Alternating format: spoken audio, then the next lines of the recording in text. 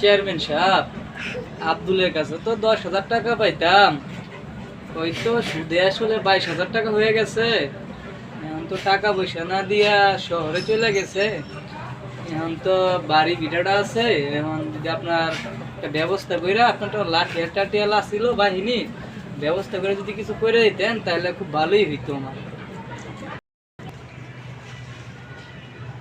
Member, কথা তো তুমি খারাপ কও নাই, তোমার তো আবার সুদ বেশি। 10,000 টাকা দিয়া 22,000 টাকা হয়ে গেছে। ঠিক আছে, আমি লাঠিয়াল বাহিনী দিয়া তোমারে অল্প সুদ বিটাটা আমি তগল করে দিতেছি, কিন্তু আমার একটা শর্ত আছে।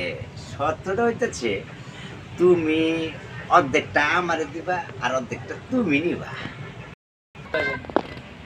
ঠিক আছে চেয়ারম্যান সাহেব, অর্ধেক আপনি নিলেন, অর্ধেক আমি নিলাম, মিলা দিলেই খাইলাম। তারপরে আপনি এটা লাঠিয়াল দিয়ে ব্যবস্থা করে নেন। কই গেছে এখন কারো দেখতেছি না, আমার লাঠিয়াল গুলা গেল কই?